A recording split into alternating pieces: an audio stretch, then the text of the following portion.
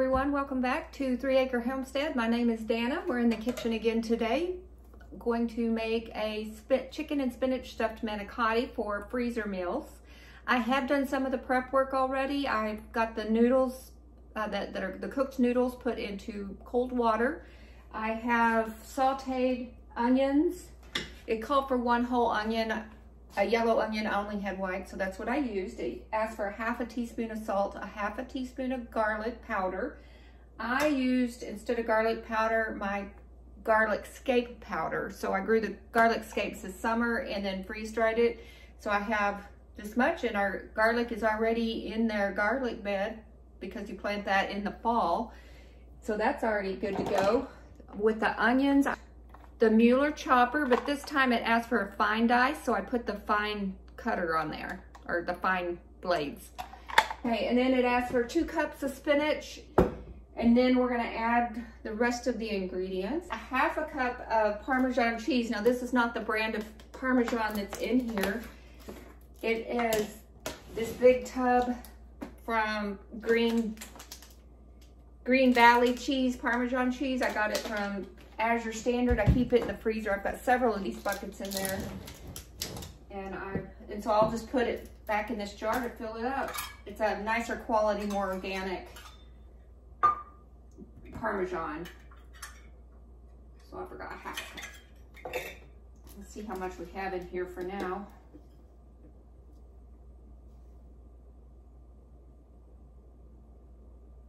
Perfect.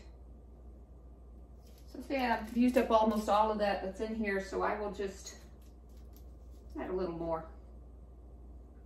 That's how I cook. 1/2 of that, 1 pound of cottage cheese. This is a pound. It also said you could use ricotta if that's your preference. I like cottage cheese.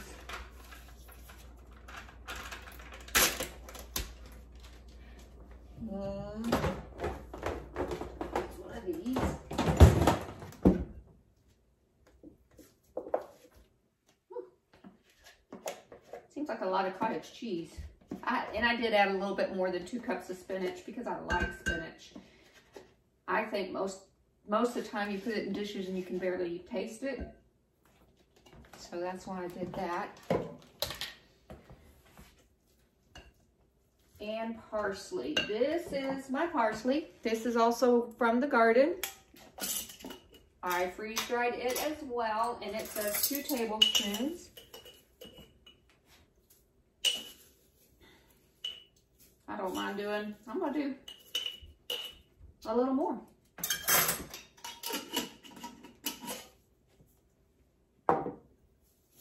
I'm gonna really concentrate on more herbs and spices, peppers, potatoes in the garden this year. So I'm starting to run out of spices, and my spices are old, so I want to replace them with fresh stuff. It asks for 1 pound of shredded chicken.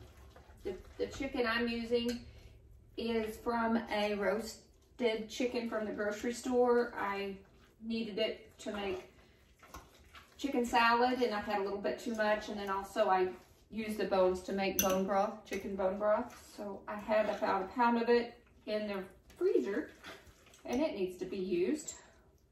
So I think that'll be a nice application for that chicken. Okay, I think that looks good. It almost looks like a spinach dip. Okay, now we're gonna add these onions. Got that green pan again. My bowl may be a little.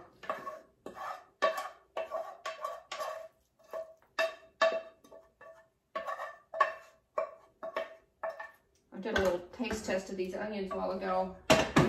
They're really good. I've never made this before. So when I cooked my noodles, it said to cook 9 of them. 14 was in the box, so I just used them all up. I'm gonna have to get a bigger bowl. One moment. I'm kind of glad I did this because some of the cheese was stuck to the bottom.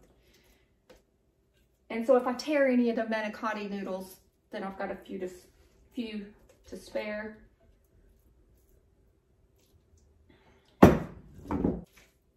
This is making me want spinach dip. Might have to make some of that at some point because I have a lot of that spinach in the freezer. Now these bags, I always wash them out and reuse them until the zippers break, because I will just store some things when I make freezer meals in the pucks, like my egg scrambling things, and it'll just keep it all together instead of throwing those away. I do repurpose them until they're really bad. Okay, so I was going to use a disposable 9x13, 15 pan, and then I thought 2 noodles would fit in one of these beautifully, and now I have my individual freezer meals for lunches or dinners instead of doing one big pot that we would not eat all of that at once. It's just my husband and I. My dog's standing here looking at me. So we'll work with this later.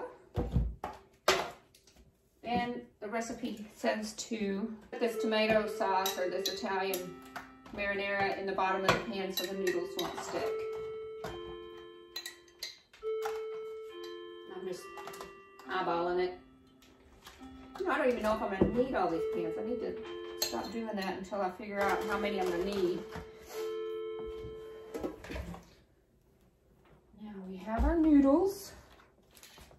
Again, if I did this, it was years and years and years ago, and I ended up tearing a lot of the noodles, so we'll see how this goes.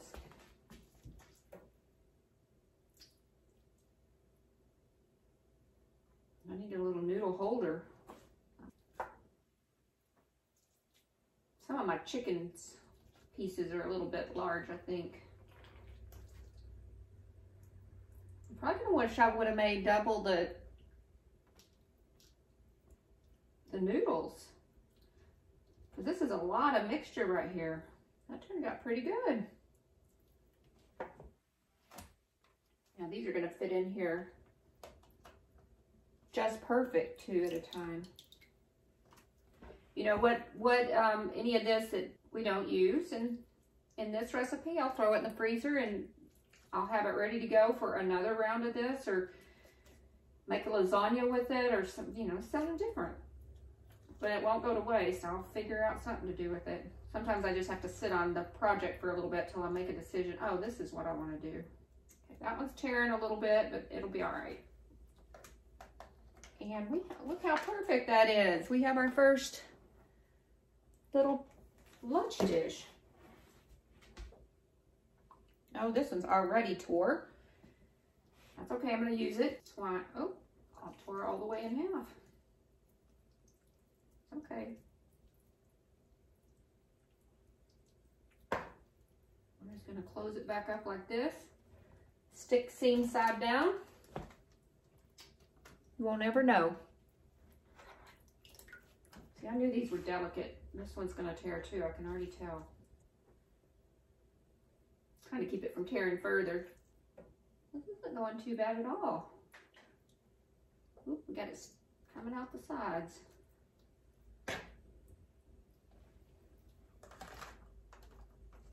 Okay, 2 down. And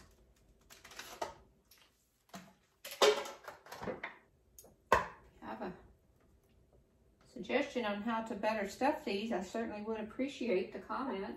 Because all this is already cooled down, I'll be able to throw these. I won't have to let them cool away, a whole lot more to stick them in the freezer. Because they're already cool enough. This one already has a tear in it. I might make this one day, just not just for a freezer meal, but just for a family meal. Not that difficult. It really hasn't taken me long at all. Just saw up some, cook your noodles, saw up the onion, make this mixture here. Well-balanced meal on the plate. You do have to cook them though. You cook it, if I wanted to cook them right now, 350, 40 to 45 minutes. If you're pulling it out of the freezer, cook from frozen 60 to 75 minutes at 350, but I'll let them thaw before I do that. The jar's gonna go, so I'm gonna put a little bit on each one. So I'll make sure every dish gets some marinara on it.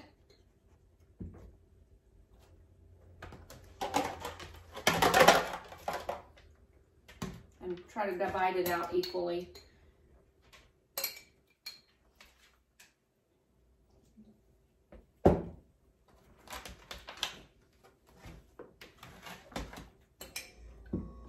I could always run downstairs and get one of mine if we run out, but I think we'll be all right. Now, I always save jars like this because they store all kinds of things, and they are better for storing foods. Glassware is. I know some women even will can in them. I think I've done one jar that was a commercial jar that I canned in. Didn't make a difference that I could tell. Okay, guys. So this will get washed and put into my jar storage. They're just more airtight than plastics and better for you. Mason jars can get kind of expensive, especially during COVID.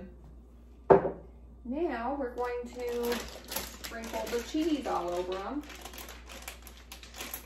That's just mozzarella. It says 1.5 cups. This is a 2-cup bag. I am going to use all of it. Lots of cheese. I call one of my daughters the cheese police because she'll say, "Oh, that's enough." I'm like, "Oh, no, it's not."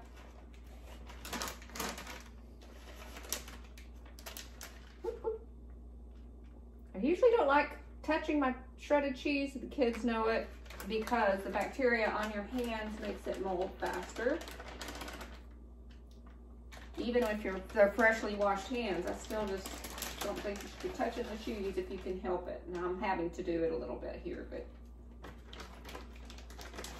if people reach their hands in the bag, cheese will be dead in a week. Who needs a little more cheese? See, I think that's a perfect amount of cheese. Cups it up.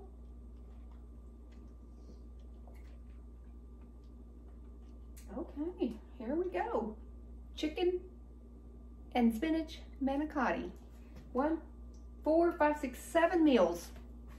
Okay, so now I'm just going to use my saran wrap. I will use it because I tuck it around the food and try to get as much air away from the food as I can. So if I were to eat one of these a week, it's 7 weeks worth of a lunch or dinner. And it helps shake up the variety of what you're eating every day if you just have some little individual things and they don't spoil. And everything's cooked in here, so essentially when you're cooking it, you're just reheating it. And I like the fact that you could do it for an hour while it's still frozen for planning purposes.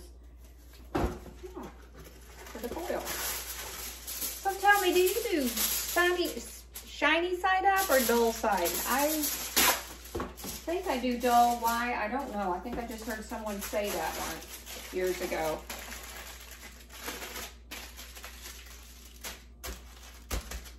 I think there's some science behind it. Does the package say? Here I am cooking. Ooh, plant starters. I've never read the box of it. Aluminum foil. Line your pans, cover things. But it doesn't say which side to use. Not this box anyway.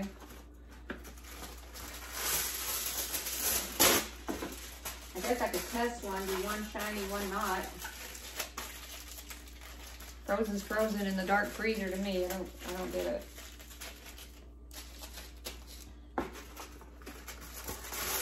But if you know why, please comment, let me know.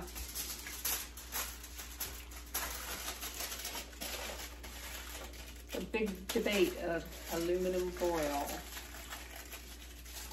Or should we call it the great debate?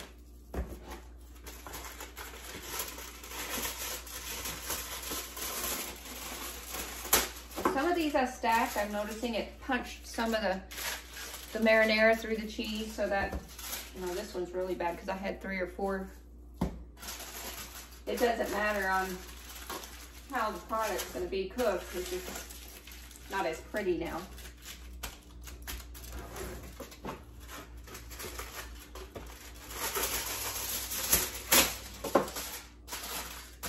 convince my mom to do a little bit of this for herself and my dad. When you're making one big dish, spend it a little extra time and make a bunch of other separate ones. Probably should have doubled this whole recipe. Didn't think about it. If you do too many of these, and you've got 6 months to a year of food in your freezer ready to go. My dad doesn't care for leftovers, but I think if they're plan-overs, they're not leftovers.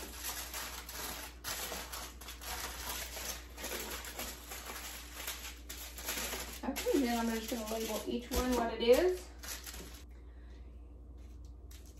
350 degrees, frozen 60 to 75 minutes, not frozen 40 to 45. So that's when I'm working, I'll have it thawed out. I'll heat up my little stovetop oven and cook this 30 minutes before they let us go to lunch. You know what would be faster? If I went and typed this out on my printer and just did a whole bunch of labels and slapped it on there. You know, if you don't take the time to label these now,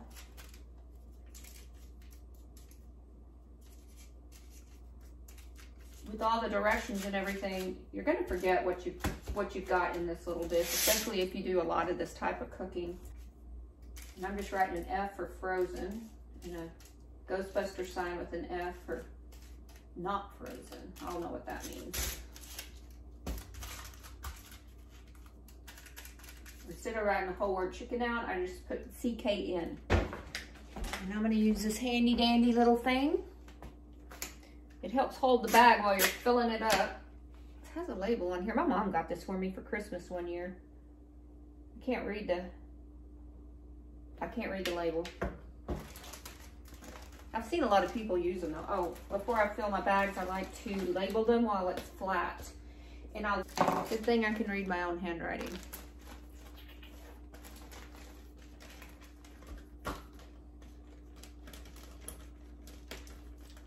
How do you use that? It's all handy. I think I'm not going to use this fork. I'll use this.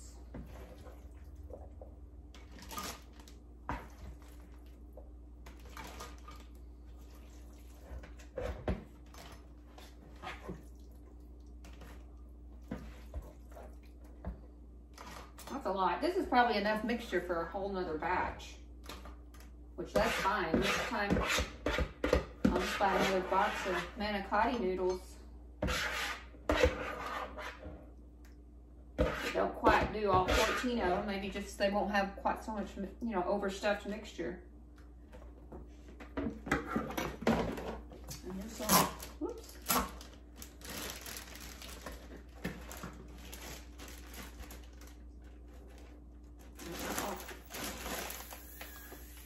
These down, get as much of that freezer burn air out as I can.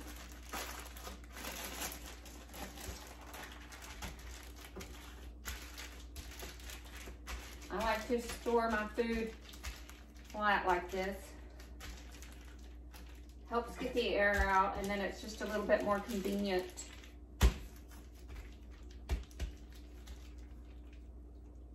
to store a flat package, in my opinion. Or sometimes I'll roll it up where I can see just the label.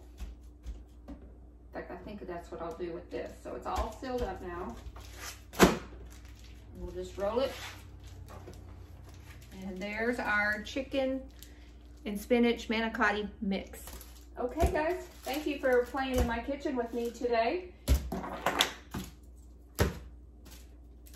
Now we have our seven meals and our mixture here.